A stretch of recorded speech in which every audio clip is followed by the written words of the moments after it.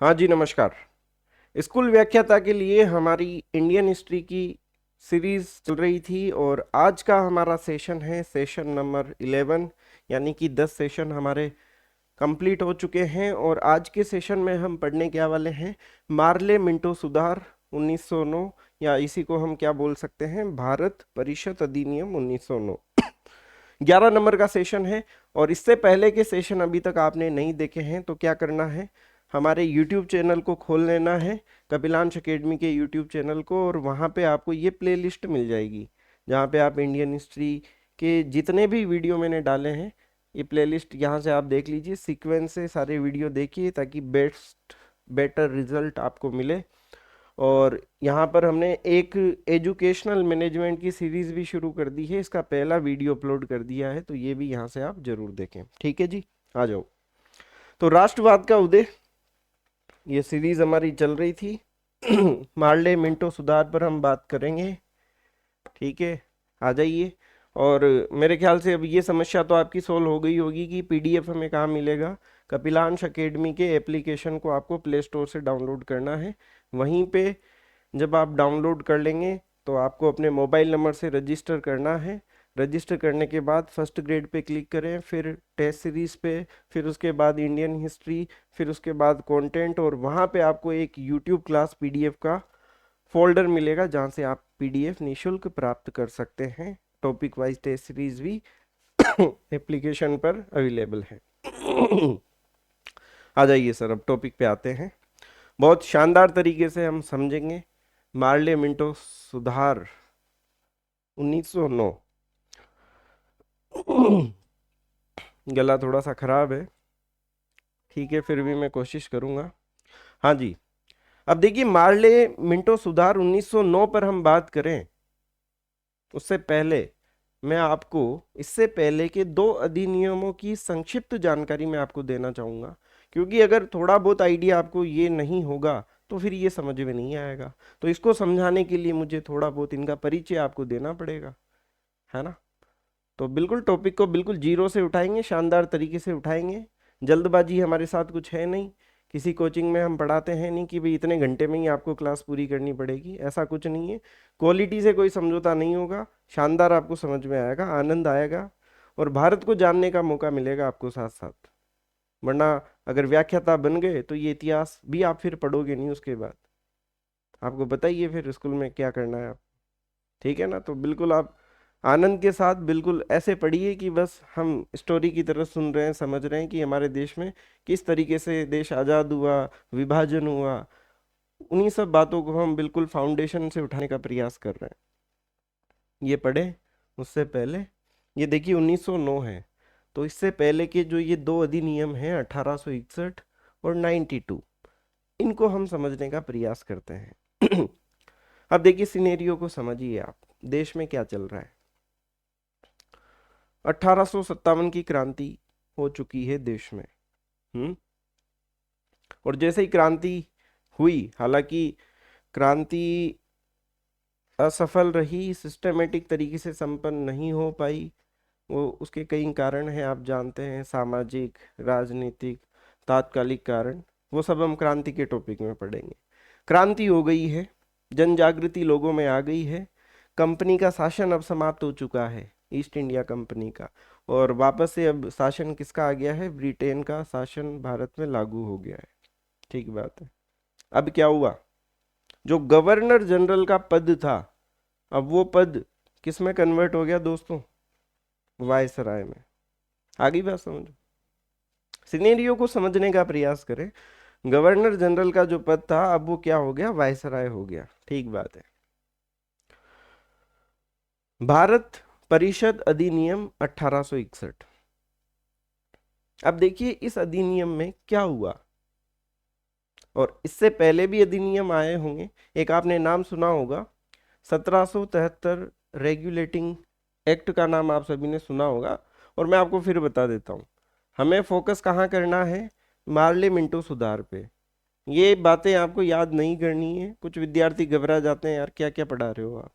ये सब केवल एक स्टोरी फॉर्म में चल रहे हैं, ये सब कुछ याद नहीं करना आपको। क्या याद करना है वो सब मैं बताऊंगा, लेकिन मुझे भूमिका बनानी पड़ेगी आपके माइंड में पहले, इसलिए ये सब मैं बताने का समझाने का प्रयास आपको कर रहा हूँ। ये याद नहीं रखना है, लोड नहीं लेना है, ठीक है ना। याद क्या करना है मैं बताऊंगा। 1773 का रेगुलेटिंग एक्ट आपने सुना है, उसके बाद आया था चार्टर एक्ट 1833 में। ये जो एक्ट आए थे, ये अधिनियम आए थे, इन अधिनियमों के तहत अंग्रेज सरकार ने भारत देश में क्या करने का प्रयास किया था, शक्ति का केंद्रीकरण करने का प्रयास किया था। अब आप कहेंगे कि ये भी बात हमें समझ में नहीं है, शक्ति का केंद्रीकरण समझाता हूं मैं आपको। मद्रास प्रेसिडेंसी का नाम आप सभी ने सुना है, बम्बई प्रेसिडेंसी का नाम सुना है। यहाँ का शासन अलग अलग गवर्नर जनरल देखा करते थे। तो अंग्रेजों ने क्या किया कि अगर ये क्षेत्र बिखरे हुए रहेंगे तो हम कंट्रोल नहीं कर पाएंगे, शक्ति का एक जगह पे होना अब जरूरी हो गया है, क्योंकि क्रांति भी हो गई है, तो अब एक जगह से कंट्रोल करना जरूरी है। तो मद्रास प्रेसिडेंसी, बम्बई प्रेसिडेंसी, इनका जो क्षेत्र है वो भी किसके अधिकार में दे दिया, बंगाल के अधीन इन क्षेत्रों को भी कर दिया। तो यही तो है शक्ति का केंद्रीकरण करने का प्रयास कर रही है अंग्रेज सत्ता। तो इनका भी क्षेत्र, इनके भी अधिकार किसको दे दिए, इनको भी किनके अंडर में कर दिया, आसान भाषा में बंगाल के अंडर में कर दिया, कि भाई तुम अपने हिसाब से अब ना तो युद्ध करोगे, ना अपने हिसाब से किसी विदेशी मामले में अपना निर्णय लेने के लिए अब आप स्वतंत्र हो। निर्णय कौन लेगा, बंगाल लेगा। बंगाल के अधीन इनको करने का प्रयास किया, यानी कि शक्ति का केंद्रीकरण करने का प्रयास किया। अच्छा जी, ठीक बात है, ये भी बात आ गई आपको समझ। तो यहाँ पे देखिए, मैंने यही आपको नोट्स के माध्यम से बताने का प्रयास किया है। 1833 तक बंगाल के गवर्नर जनरल, जो बोला जाता था ना बंगाल का गवर्नर जनरल, उसको भी अब क्या बोला जाने लगा था, भारत का गवर्नर जनरल। इसके स्थान पर भाई अब ये पूरा गवर्नर जनरल अब एक ही होगा पूरे क्षेत्र का। यही तो है केंद्रीकरण करना। समस्त शक्तियां किसके पास आ गई थी, इसी गवर्नर जनरल के पास में आ गई थी। बंगाल के गवर्नर जनरल को अब बोला जाने लगा था भारत का गवर्नर जनरल। कहानी की तरह समझते चलिए। अगर आप ऐसे सोचोगे ना यार क्या क्या पढ़ा रहे हो, तो फिर लोड आएगा। बस कहानी की तरह चीजों को सुनते चलिए आप मेरे साथ साथ। आ गई बात समझ में, ये सिनेरियो समझ में आ रहा है आप सभी को। इससे पहले कि हम भूमिका बना रहे हैं, आप देखिए आगे क्या होता है।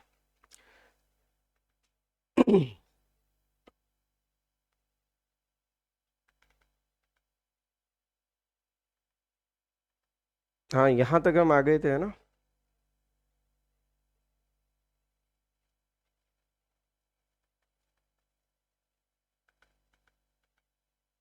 एक सेकेंड, यहाँ पे 1833 का एक्ट है। हाँ हाँ, वापस से मैं आता हूँ पॉइंट पे। भाई 1833 तक हमने क्या किया, शक्ति का केंद्रीकरण किया। गवर्नर वाली कहानी मैंने समझाई आपको। अब 1833 के बाद अब कौन सा एक्ट आया, 1861 आया, ठीक है। ये देखिए, अब इस एक्ट के तहत अंग्रेज सरकार ने क्या किया, शक्ति का विकेंद्रीकरण करने का प्रयास किया। इससे पहले तो क्या कर रही थी सरकार, सारी शक्ति को एक जगह केंद्रित कर रही थी, लेकिन अब विकेंद्रीकरण करने का प्रयास कर रही है, विकेंद्रीकृत कर रही है। शक्ति का विकेंद्रीकरण किया किस एक्ट के तहत, 1861 के तहत। मद्रास व बंबई के गवर्नरों को विधि बनाने का अधिकार दिया। यही तो है विकेंद्रीकरण। पहले सारे डिसीजन कौन ले रहा था, बंगाल का गवर्नर जनरल ले रहा था। अब इनको भी दे दिया कि भी तुम भी कानून बना सकते हो। इसी एक्ट के तहत अन्य प्रांतों में विधान परिषदों का गठन किया, जैसे बंगाल में 1862 में, पंजाब में 97 में। लोड मतलब मैं फिर कह रहा हूँ, याद नहीं करना, ये एक सिनेरियो में बनाने का प्रयास कर रहा हूँ, ठीक है ना। वापस से रिपीट करता हूँ मैं आप सभी को। 1861 से पहले अंग्रेज सरकार केंद्रीकरण करने का कार्य कर रही थी। फिर जब ये एक्ट आया, क्रांति हुई, तो फिर लगा कि नहीं अब थोड़ी सी ढील देनी पड़ेगी, और इस एक्ट के तहत क्या किया फिर, विकेंद्रीकरण किया शक्तियों का, ये उदाहरण मैंने आपको समझाया। विधान परिषदों का गठन किया गया, सहयोग की नीति अपनाई गई भारतीय विधि बनाने में, मतलब यहाँ पे भारतीयों को ये शामिल करने की भी बात थोड़ी थोड़ी उठने लगी और भारतीय व्यक्तियों को भी विधि बनाने में शामिल किया गया। हाँ, मतलब इतना कोई स्ट्रोंग तरीके से नहीं, लेकिन कहीं ना कहीं अब आंदोलन हो रहा है, क्रांति हो रही है, तो कहीं ना कहीं संतुष्ट करना पड़ेगा। तो यहाँ पे अब उठ रहा है धीरे धीरे मामला, भारतीयों को भी ले रहे हैं। मंत्रिमंडल व्यवस्था की नींव पड़ी, अध्यादेश जारी करने का अधिकार। अध्यादेश जो आप पढ़ते हो ना आज पॉलिटी में, वो सब यहीं की देन है। उम्मीद है ये था 1861 का भारत परिषद अधिनियम एक्ट 1861। याद नहीं करना है, केवल समझना है कि चल क्या रहा है। और मेन बात केवल इतनी सी है, केंद्रीकरण और विकेंद्रीकरण। अब यहाँ पे थोड़े से बदलाव हुए। फिर उसके बाद आता है एक्ट 92, भारत परिषद अधिनियम 1892। अब देखो इसमें क्या हुआ। केंद्रीय और प्रांतीय परिषदों में सदस्यों की संख्या बढ़ाई गई, लेकिन सरकारी सदस्यों का बहुमत बना रहा। इसका मतलब ये है कि भारतीय ये डिमांड कर रहे थे कि जो केंद्रीय परिषद है, प्रांतीय परिषद है, उसमें भारतीयों की संख्या को बढ़ाया जाए, विस्तार किया जाए। ठीक है, तो यहाँ पे संतुष्ट किया फिर, क्योंकि फिर अंग्रेजों को भी डर था कहीं ना कहीं फिर से क्रांति हो गई। तो यहाँ पे संख्या को बढ़ाया गया, लेकिन सरकारी सदस्यों का बहुमत बना रहा। अब इस बात को आप समझे कि ये सरकारी सदस्य क्या है। सरकारी सदस्यों से मतलब ये है, दो तरह के सदस्य हैं, सरकारी सदस्य, गैर सरकारी सदस्य। जो भारतीय आते थे वो आते थे गैर सरकारी सदस्यों में, और सरकारी में कौन आते थे? वायसराय के द्वारा मनोनीत व्यक्ति, पदेन सदस्य, कुल मिला के आसान भाषा में अंग्रेजों के आदमी, आसान भाषा में जिसको हम कहें। तो यहाँ पे बहुमत किसका रखा? सरकारी सदस्यों का, यानी कि बहुमत अंग्रेजों ने अपने हाथ में रखा। हालांकि भारतीयों को लिया जा रहा है, शामिल किया जा रहा है, लेकिन फिर भी कंट्रोल उनके हाथ में ही है अभी। अधिकारों में वृद्धि की गई, जैसे मतलब परिषद जो ये है ना, केंद्रीय परिषद, प्रांतीय परिषद, उसमें जो सदस्य हैं उनके अधिकारों में वृद्धि की गई। जैसे भाई बजट में तुम बहस कर सकते हो, प्रश्न पूछने का अधिकार दे दिया, जैसे आज भी होता है ना विधानसभा में। मत का अधिकार अभी तक यहाँ पे नहीं दिया 92 में। पूरक प्रश्न पूछने का अधिकार भी नहीं दिया। प्रश्न तो पूछ सकते हो, लेकिन पूरक प्रश्न नहीं। अब आपके मन में ये भी आ रहा होगा कि पूरक प्रश्न क्या होता है, ये भी बता दीजिए। मान लीजिए जैसे मैंने आपसे कोई प्रश्न पूछा, आपने जवाब दे दिया, फिर मैं उसी प्रश्न पे दोबारा से क्वेश्चन नहीं कर सकता, कोई एक्स्ट्रा बात नहीं पूछ सकता, केवल एक बार ही मैं पूछ सकता हूँ। यही है पूरक प्रश्न। ठीक है, तो यहां तक अधिकार नहीं था ये पूरक प्रश्न का। ये हम 92 की बात कर रहे हैं। और जब ये सब कुछ हुआ, लोग फिर भी संतुष्ट नहीं हुए, है ना, कुछ इनमें कमियां रही, तो फिर उसके बाद क्या आया भाई? 1892 के बाद फिर आया 1909, जिसको हम क्या बोलते हैं? मार्ले मिंटो सुधार अधिनियम 1909, या भारत परिषद अधिनियम 1909 बोल दीजिए आप। अब इसको ये क्यों बोलते हैं, मार्ले मिंटो क्यों बोलते हैं? ये दो व्यक्ति हैं, एक तो मार्ले हैं, एक है मिंटो। मार्ले कौन है भैया? भारत सचिव है, लॉर्ड मार्ले। और वायसराय का नाम है लॉर्ड मिंटो। आगे बात समझ में? इसीलिए इसको बोल देते हैं मार्ले मिंटो सुधार 1909 भी बोलते हैं। एक छोटा सा क्वेश्चन बन सकता है यहाँ से कि ये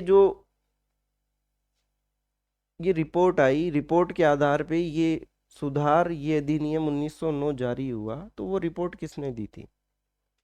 तो ये नाम आप ध्यान रखें, अरुणडेल समिति की रिपोर्ट के आधार पर ये सुधार लागू हुए। ठीक है, अब आओ सर, अब सिनेरियो को समझने का प्रयास करें आप। 1907 में क्या हुआ? कांग्रेस का विभाजन हो गया। कांग्रेस दो धड़ों में विभाजित हो गई, गर्मपंथी और नरमपंथी।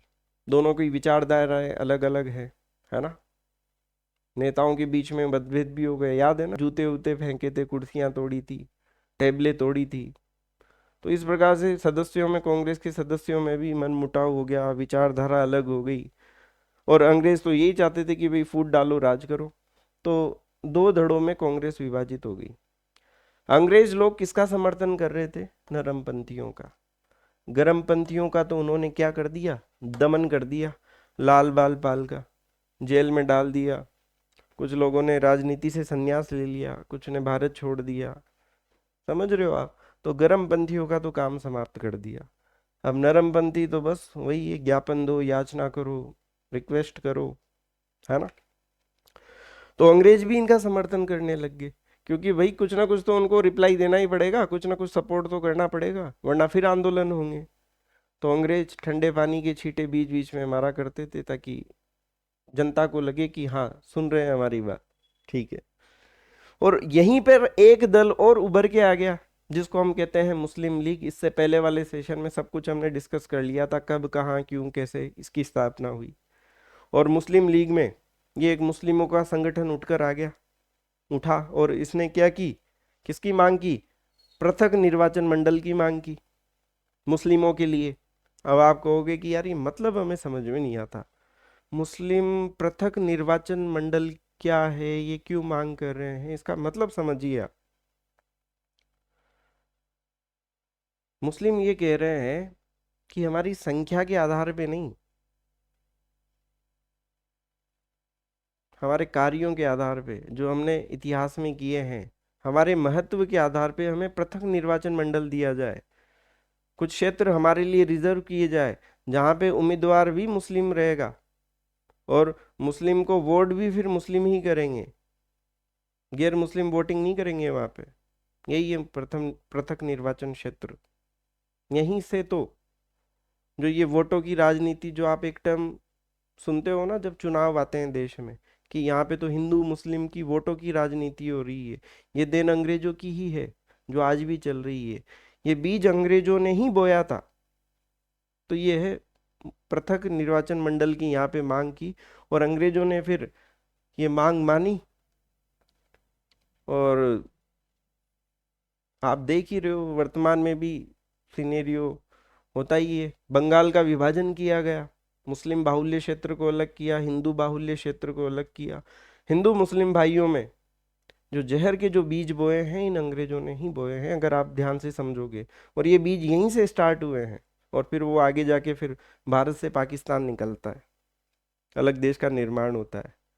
तो ये सब बिल्कुल फाउंडेशन यहीं से उठ रहा है इन सब बातों का। खैर, टॉपिक पे मैं वापस आता हूँ। तो 1907 में और 1907 के बाद ये सिनेरियो चल रहा है, बहिष्कार आंदोलन चल रहा है, उसको कुचल दिया है, गर्मपंथियों को दमन कर दिया है, नरमपंथियों का अंग्रेज साथ दे रहे हैं। मुस्लिम लीग की स्थापना हो चुकी है आगा खां के नेतृत्व में। शिमला में 36 व्यक्तियों के मंडल ने मार्ले मिंटो से मुलाकात की, और इन्होंने बोला कि हमें पृथक निर्वाचन मंडल दिया जाए, और उन्हें मार्ले मिंटो ने आश्वासन दिया। सारी बातें आप समझ चुके हैं, पहले की सेशंस में हम पढ़ चुके हैं। तो ये सब चीजें हो गई। फिर उसके बाद ये सब सारी घटनाएं घटित हुई, उसके बाद फिर समिति ने रिपोर्ट दी, और फिर उसके बाद ये सुधार लागू हुए 1909 में। अब 1909 में क्या क्या क्या बातें हुई, क्या क्या सुधार लागू हुए, अब हम उस पर बात करते हैं। और यहाँ से आपको ध्यान में देना है, ध्यान देना है, समझना है, क्वेश्चन बन सकता है यहाँ से। तो इससे पहले का फाउंडेशन उम्मीद है अब आप सभी को क्लियर हो गया होगा। अब आ जाओ भैया, मार्ले मिंटो सुधार 1909 का अधिनियम क्या है। मैं एक बार थ्योरी पढ़ के आपको सुनाता हूँ, थ्योरी पे हम आगे बढ़ेंगे। इससे पहले वापस से मैं आपको एक ज्ञान की बात बता देना चाहता हूँ। आप में से कई विद्यार्थी प्रिपरेशन काफ़ी समय से कर रहे होंगे, मतलब बहुत कम ही स्टूडेंट ऐसे होते हैं कि पहले अटेम्प्ट उन्होंने दिया और पहली बार में ही एग्ज़ाम क्रैक कर दिया। और एग्ज़ाम क्रैक जिन विद्यार्थियों का नहीं होता है, तो उसमें फॉल्ट कहीं ना कहीं हमारा ही होता है। अब मैं फॉल्ट बताता हूँ आपको कि कहाँ पे होता है, उसको आप पकड़ नहीं पाते हो। 2 मिनट थोड़ी सी चर्चा करेंगे, फिर हम आगे बढ़ेंगे। देखिए, किसी भी सब्जेक्ट को अगर आप पढ़ते हो तो आपको क्या क्या करना चाहिए, अगर उस सब्जेक्ट पर आपको अगर पकड़ हासिल करनी है। तो एक तो आपको चाहिए गुरु, एक आपको चाहिए टीचर, जो आपको टॉपिक समझा दे कि क्या है क्या नहीं है, क्या पढ़ना है क्या नहीं पढ़ना है, कैसे पढ़ना है। क्लासेस आपने अटेंड कर ली, फिर उसके बाद आप बनाओ अपने नोट्स, खुद के नोट्स होने चाहिए। अब आप कहोगे हमें समय नहीं मिलता, अब तुम 2 महीने पहले तैयारी स्टार्ट करोगे तो फिर नोट्स कैसे बनेंगे? समय रहते हुए अपनी प्रिपरेशन को आप स्टार्ट कीजिए, तब बनेंगे नोट्स। और खुद के नोट्स बनने का फ़ायदा ये होता है, चीज़ें मस्तिष्क में स्थायी रूप से सेट होती है, रिवीजन आसान होता है, हमारा इंटरेस्ट जागता है ना। जहाँ पे समय लगता है वो चीज़ टिकाऊ होती है, मजबूत होती है। नोट्स बनाइए खुद के। फिर उसके बाद टॉपिक को पढ़ने के बाद लगाइए आप टेस्ट, हर टॉपिक का टेस्ट लगाइए, और 10 20 30 50 क्वेश्चन हर टॉपिक के करिए, आप प्रैक्टिस करिए। और फिर उसके बाद होता है रिवीजन, जो आपके नोट्स हैं समय समय पर उनका होना चाहिए रिवीजन। अब आप में से कई विद्यार्थी टीचर की क्लास तो ले लेते हैं लेकिन नोट्स नहीं बनाते। कुछ लोग क्लास लेते हैं, नोट्स बना लेते हैं, लेकिन मॉक टेस्ट नहीं लगाते, समय पर रिवीजन नहीं होता, सारे विषयों का बैलेंस के साथ सिस्टमेटिक तरीके से रिवीजन नहीं होता, कोर्स कंप्लीट नहीं होता। और फिर अंत में होता क्या है, जब एग्ज़ाम का 1 1 1.5 2 महीना रहता है, वो गिव अप करना शुरू कर देते हैं कि अब तो क्या ही होगा, अब समय बचा नहीं, समय चाहिए। तो थोड़ा सा आप सिस्टम से अपनी तैयारी क्यों करें। अगर इनमें से एक भी चीज़ आप ड्रॉप कर रहे हो तो फिर पीछे हो आप, मुझे लगता है। और फेलियर का कारण इनमें से ही आपको मिलेगा, आप खुद विश्लेषण करिए मेरी बातों का। तो इसलिए आप मेरे साथ साथ टेस्ट भी लगाते चलिए, जितने मैंने टॉपिक पढ़ा दिए हैं कपिलांश एकेडमी के एप्लीकेशन पे उनके टेस्ट भी अपलोड किए हैं, तो टेस्ट भी आप दीजिए ताकि कॉन्फिडेंस आपको आए। अब आ जाओ सब टॉपिक पे, ज्ञान की चर्चा को अब समाप्त करते हैं, टॉपिक पे आते हैं। 1909 का अधिनियम। अब देखना, जो कहानी मैंने अभी तक आपको समझाई, पूरा सिनेरियो मैंने आपको समझाया, अब मैं थ्योरी पढ़ के आपको सुनाता हूँ, हर लाइन आपको समझ में आएगी। 1909 के अधिनियम को मार्ले मिंटो सुधार के नाम से भी जाना जाता है। इस अधिनियम के बनने में दो व्यक्तियों, तत्कालीन गवर्नर जनरल लॉर्ड मिंटो एवं भारत के सचिव जॉन मार्ले का योगदान था। समझ में आ गई बात? 92 के अधिनियम, अभी थोड़ी देर पहले जो ये 92 का अधिनियम समझाया था आपको, इसमें कुछ कमियां थी। इस अधिनियम से भारतीय संतुष्ट नहीं थे, भाई कमियां थी तभी तो संतुष्ट नहीं थे। कांग्रेस काउंसिलों के विस्तार करने और इनके सदस्यों के अधिकारों में वृद्धि करने की मांग कर रही थी कांग्रेस। वही तो बताया भी, सदस्य बढ़ाओ, हमारे अधिकार थोड़े से बढ़ाओ। 1905 ईस्वी में बंगाल के विभाजन के विरोध में हुए आंदोलन ने क्रांतिकारी गतिविधियों को बढ़ावा दिया। बिल्कुल सही बात है, राष्ट्रवाद बढ़ रहा था। कांग्रेस के गरम दल के प्रभाव को कम करने के लिए ब्रिटिश सरकार कुछ सुधार कर उदारवादियों नरम दल को संतुष्ट करना चाहती थी। देख लो भाई, गरम दल के नेताओं का तो दमन कर दिया, उदारवादियों को अब संतुष्ट रखो ताकि फिर आंदोलन वगैरह ना हो। हम्म सरकार कुछ समुदायों को अधिक सुविधा प्रदान कर भारतीयों में फूट डालना चाहती थी, जैसे मुस्लिमों को अधिक सुविधाएं देना चाहती थी। वो स्टेटमेंट याद है ना, कि आपको हम वो सुविधाएं देंगे जो आपको मुगल काल में भी नहीं मिली थी। तो यही तो अंग्रेजों ने यही तो किया है, फूट डालो, राज करो की नीति अपनाई है हर जगह पे। ठीक है, तो ये अधिनियम का थोड़ा सा परिचय हो गया। अब मैं बात करता हूं इस अधिनियम की विशेषताओं पे।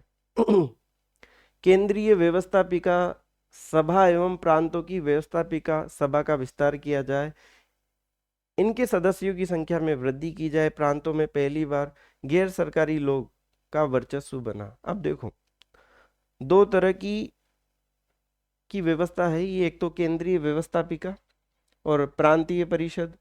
केंद्रों में तो क्या चल रहा था, सरकारी व्यक्तियों का वर्चस्व था, उनका बहुमत था। लेकिन प्रांतों में गैर सरकारी व्यक्तियों का वर्चस्व बना इस अधिनियम के तहत 1909 में। ये जो पहली विशेषता है, इसको आप पढ़िए भाई, इनके सदस्यों की संख्या बढ़ाई गई। ठीक है, प्रांतों में पहली बार गैर सरकारी, प्रांत शब्द का यहाँ पे यूज किया है। एक है केंद्र और एक है प्रांत। भाई केंद्र में तो क्या है, सरकारी सदस्यों का बहुमत था, लेकिन प्रांतों में किसका, गैर सरकारी का। और गैर सरकारी में ही कौन आते थे, हम भारतीय आते थे। विभिन्न परिषदों के अधिकारों में वृद्धि की गई। सदस्यों को बजट में बहस करने के साथ साथ प्रमुख मुद्दों पर मत देने का अधिकार दिया गया। याद करिए आप, ये हम पढ़ रहे हैं 1909 का अधिनियम। इससे पहले मैंने आपको 92 का अधिनियम पढ़ाया। यहाँ पे देखो, बजट में बहस करने का अधिकार था, प्रश्न पूछने का अधिकार था, लेकिन मत का अधिकार नहीं था।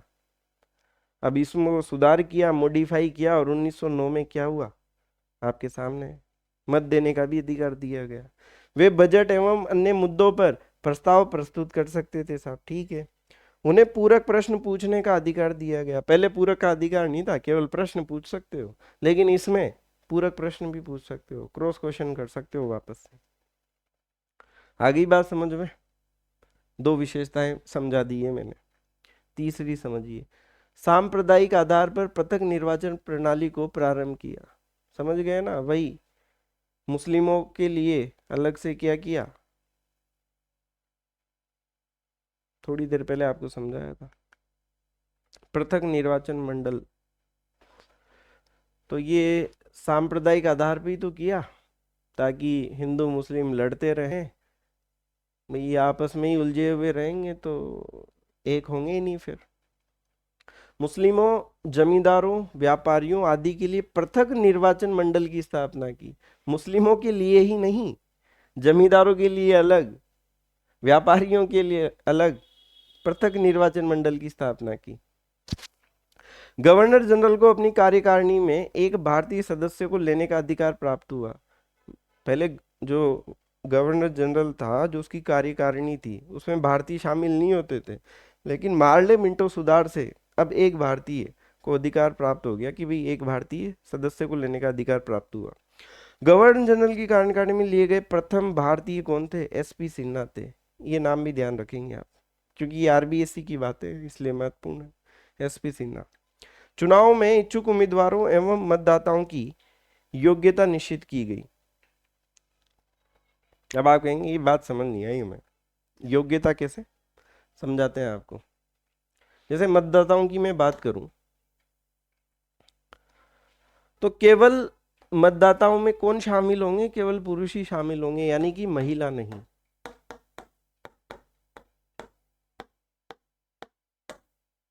इक्कीस वर्ष से कम के पुरुष शामिल नहीं होंगे, और मानसिक विक्षिप्त व्यक्ति भी शामिल नहीं होगा मतदाताओं में। तो इस प्रकार से गाइडलाइन जारी की, महिलाओं को शामिल नहीं किया गया है यहाँ पे।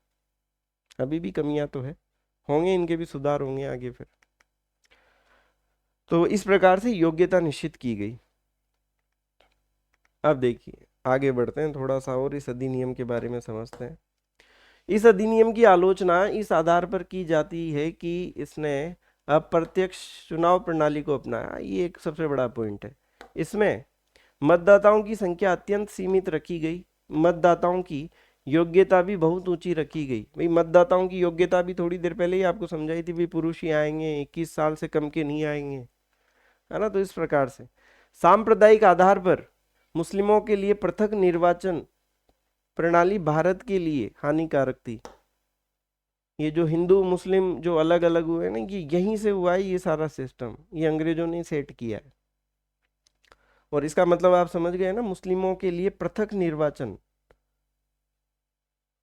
कि भाई उस क्षेत्र में मुस्लिम ही खड़ा होगा, मुस्लिम ही वोट देंगे, गैर मुस्लिम व्यक्ति ना तो वहां पे वोटिंग कर पाएगा। तो इस प्रकार से ये पृथक निर्वाचन मंडल, इससे सांप्रदायिक राजनीति का आरंभ हुआ, देख लीजिए। और ये राजनीति कहीं ना कहीं आज भी चलती है, आप जानते हो, प्रत्यक्ष और अप्रत्यक्ष रूप से। मुसलमानों को अधिक प्रतिनिधित्व दिया गया, उन्हें अपने पृथक चुनाव मंडलों में तो मत देने का अधिकार था, साथ ही उन्हें सामान्य मतदाताओं के भी अधिकार दिए गए। प्रांतीय परिषदों में गैर सरकारी सदस्यों का प्रतिनिधित्व अधिक था, किंतु गवर्नर जनरल की परिषद में अब भी सरकारी सदस्यों का बहुमत था। भाई प्रांत में तो हो गया था गैर सरकारी सदस्यों का बहुमत, लेकिन गवर्नर जनरल की कार्यकारिणी में अभी भी सरकारी सदस्यों का बहुमत था। भाई सरकारी सदस्यों का मतलब क्या है? भी अंग्रेजों के आदमी, वायसराय जिनको मनोनीत करेगा, जो पदेन सदस्य होंगे, कुल मिला के वो सब अंग्रेजों का ग्रुप हुआ करता था। सरकारी सदस्यों से ऐसे समझ लो आप, ठीक है ना। जैसे मैं एक डायग्राम से समझा देता हूँ। जैसे सदस्य भी एक तो है सरकारी, एक है गैर सरकारी। अब सरकारी में कौन कौन है? मनोनीत, जो वायसराय के द्वारा मनोनीत होंगे, जो पदेन सदस्य हैं, वो पद पे भी अंग्रेज लोग ही विराजमान होते थे। गैर सरकारी में भी कुछ मनोनीत होते थे जो वायसराय मनोनीत करता था। इसके अलावा निर्वाचित, और यहीं पे निर्वाचित में भारतीय आते थे। जैसे जैसे मुस्लिमों के लिए पृथक निर्वाचन मंडल की स्थापना की, भूमिपतियों के लिए अलग से निर्वाचन मंडल, एक है साधारण निर्वाचन, एक है वाणिज्यिक मंडल। तो इस प्रकार से ये सदस्यों का क्लासिफिकेशन होता था। ये सब बातें याद की नहीं, ये एक समझ आपके माइंड में होनी चाहिए कि चल क्या रहा है। बाकी टॉपिक आपको समझ में आ गया तो जैसे ही स्टेटमेंट आपके सामने आएगा आप पकड़ लोगे कि ये बात गलत है कि सही है। समझ मुझे डेवलप करनी है। बाकी 4-5 बातें ही हैं जो समझने की हैं। ठीक है। संसदीय संस्थाएं तो स्थापित की गई किंतु संसदीय शासन व्यवस्था का लक्ष्य नहीं रखा गया। क्यों? अगर ये सब व्यवस्था भी संसदीय व्यवस्था हो जाएगी तो फिर कंट्रोल उनके हाथ में कैसे रहेगा, फिर मनमानी कैसे करेंगे वो लोग। तो ये था दोस्तों मार्ले मिंटो सुधार 1909। उम्मीद है अगर मेरी बातें आपने ध्यान से सुनी होगी तो टॉपिक का मर्म आपको निश्चित रूप से समझ में आया होगा। अब ये सब सुनने के बाद अब इसको आप पढ़िएगा या किसी भी बुक से आप पढ़िएगा, आपको पूरा टॉपिक बहुत अच्छे से समझ में आएगा। ठीक है ना? और जैसा कि मैं हर बार आपको कहता हूँ कि भाई ऐप डाउनलोड करो और टेस्ट दो हर टॉपिक का, ताकि कॉन्फिडेंस बढ़े। बाकी अब कोर्स होने में ज़्यादा टाइम नहीं लगेगा, 11-12 क्लासेस हो गई, ये रेगुलर क्लासेस चलती रहेगी, समय नहीं मिलेगा। और कल के लिए मत टालो कि भी कल दूंगा मैं टेस्ट, पूरा करने के बाद ही टेस्ट लगाऊंगा, पूरा कभी होता ही नहीं है सिलेबस। तो टेस्ट लगातार दीजिए, रेगुलर बेस पे दीजिए। ठीक है? ऐप को डाउनलोड करने का लिंक वीडियो के डिस्क्रिप्शन में है। ऐप डाउनलोड करिए, रजिस्टर करिए, और ये प्लेलिस्ट मैंने बना दी है